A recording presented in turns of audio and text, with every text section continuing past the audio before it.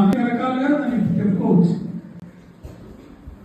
ఇప్పుడు ఇంతమంది ఉన్నారు కదా, మీరు ఏదైనా అవసరమైతే పక్కన వాళ్ళని తీసుకుంటారా? తీసుకుంటారు కదా,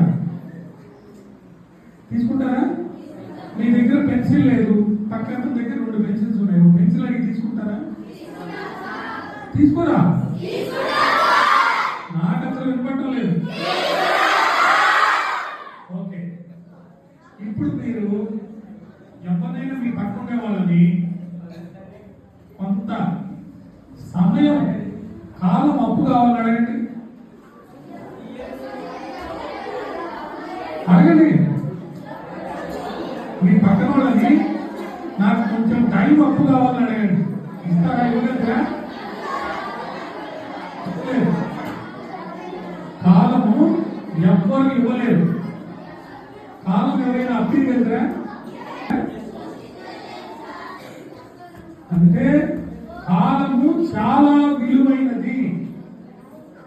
ఎంత విలువైందంటే 1 సెకండ్ దాటిపోతే మళ్ళా మనకు ఆ సెకండ్ అప్పు దొరకదు.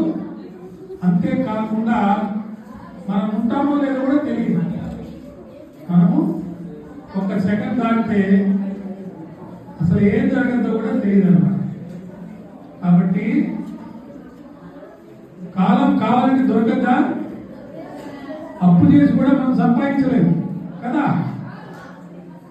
అంత అమూల్యమైన సమయాన్ని, అంత మంచి గొప్పదైన సమయాన్ని మనం ఎంత జాగ్రత్తగా వాడుకోవాలి. కానీ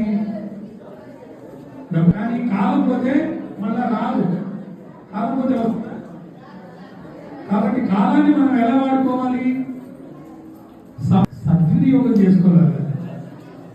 ఇప్పుడు నేను ఇక్కడి నుంచి వెళ్ళిపోతాను, మళ్ళీ రమ్మంటే చెప్పేటప్పుడు మీరు జాగ్రత్తగా వినాలి.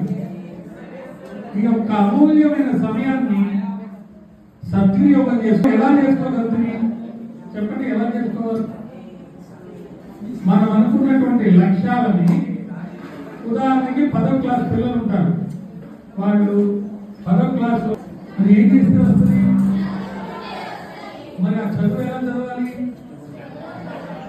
ఆ చదువు, మీరు చదివే చదువును చూసి మీరు చేసే సాధన ఆనందపడాలి. మీ తల్లిదండ్రులు గర్వపడాలి. మీ స్కూల్ టీచర్లు ప్రతి సెకండ్ అంటే గుర్తొచ్చింది. నా క్లయింట్ ఒక ఆయన నిమిషానికి ₹1,00,00,000 సంపాదించేవాడు. 1 నిమిషం